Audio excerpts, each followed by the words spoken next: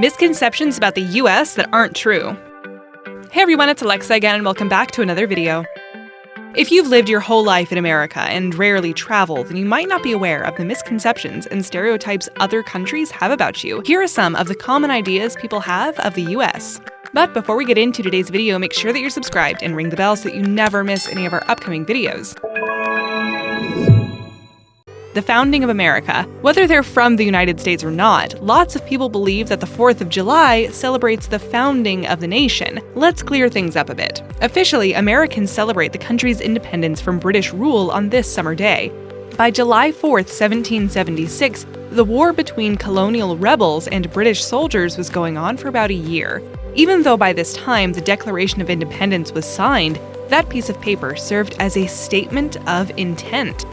The Revolutionary War continued until 1781. Officially, Britain did not recognize America as its own nation until 1783.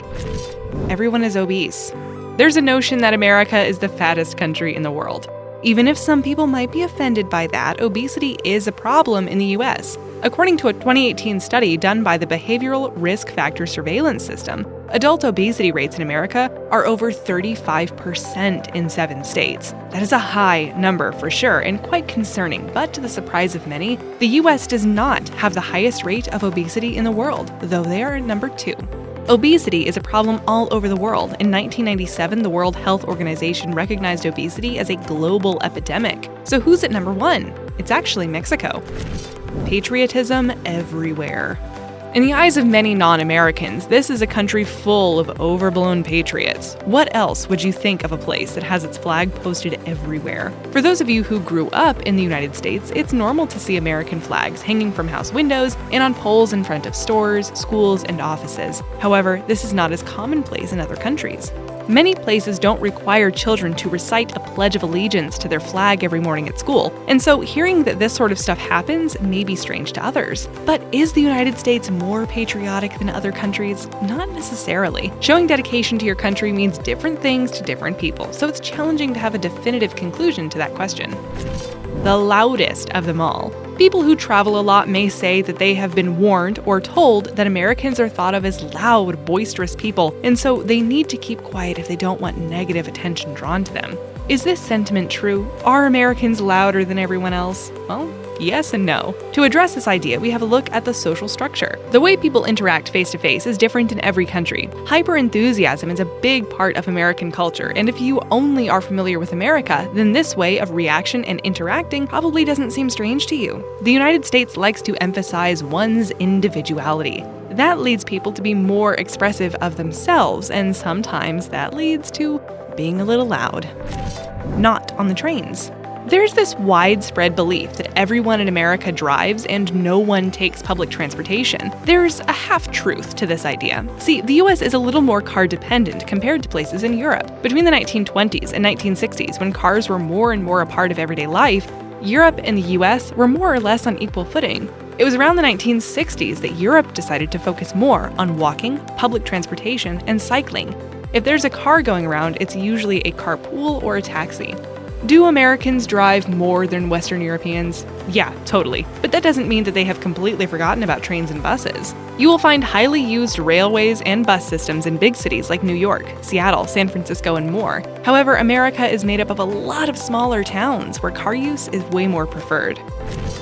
The Revolution, America versus Britain. When people talk about America's Revolutionary War, there's this idea that it was all about Americans against the British. To lump the forces into such vague categories would be inaccurate as to what actually happened. We must understand that back then the lines of what was American and what was British weren't so clear. Colonists fought for both the Revolution and the British. Some were fighting for their independence, while others struggled to stay loyal to their country. America the Dangerous. Tourists may frequently visit different parts of America, but many others wouldn't dare live here. Most of you that live in the US might feel that you can go about your daily lives relatively safely, but America has a reputation for being violent and, well, trigger-happy, which scares everyone else. A 1997 study, which experts say remains accurate and relevant, showed that America doesn't have a significantly higher crime rate than other first-world countries. No one else calls it soccer. The World Cup has always been famous, though the sporting event has only become more watched in the US in the last decade. In America, they refer to the sport of football as soccer, something those not from here make fun of Americans for. Are Americans the only ones who call it soccer? It turns out the answer is no. Australia, Canada, parts of Asia, Africa, and New Zealand all refer to the sport as soccer, or something close to the word soccer. Everyone goes to Disneyland. Touted as the happiest place on Earth, it makes sense that everyone would want to go to Disneyland, right? It doesn't mean that everyone actually does. There's this misconception that every person in the US has been to Disneyland or Disney World or both. The reality is that these two theme parks are located on the opposite sides of the country, and that traveling to these places from anywhere else could be really expensive. Speak American.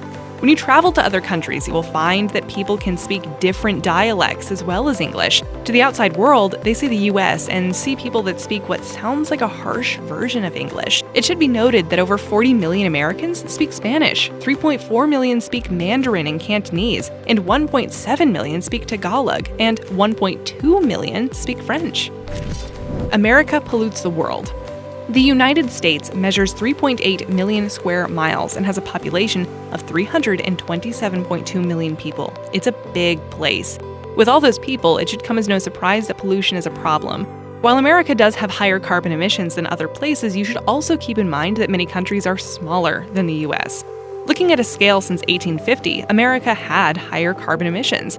In the past couple of years, China has become a more substantial contributor to carbon emissions, a spike that only happened in the last few decades. Pay the doctor or leave.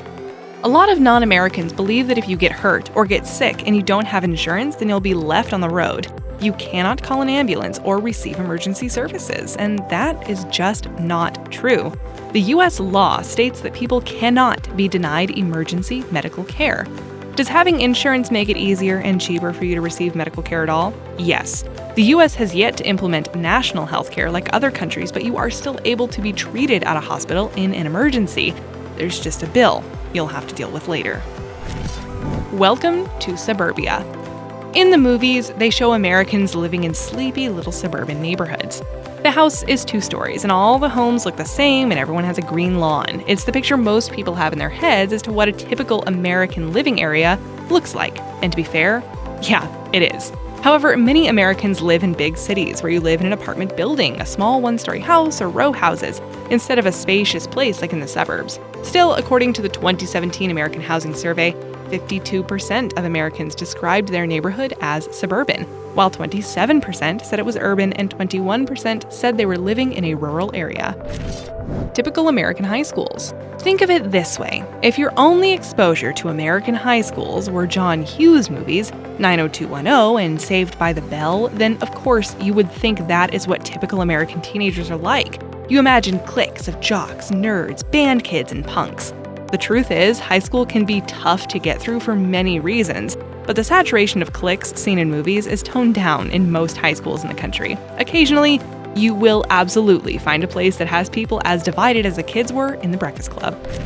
Cowboy wardrobes. The Western is an area of cinema that is quintessentially American. There's something dry, mysterious, and scary about the old American West. To non-Americans, many of us living stateside don Stetsons and cowboy boots. Americans know this is not an accurate image, though we do acknowledge that people living in places like Texas, New Mexico, and Arizona do totally dress this way. In most parts of the US, Americans dress rather casually, running around in jeans and baseball caps or athleisure and sneakers. If you travel to major cities in Europe or East Asia, people tend to dress more fashionably. Before we reveal number 1, we've got a question for you. Was there any time someone had an assumption about you or your culture that was wrong? Let us know in the comments below. 1. Fast food all day, every day.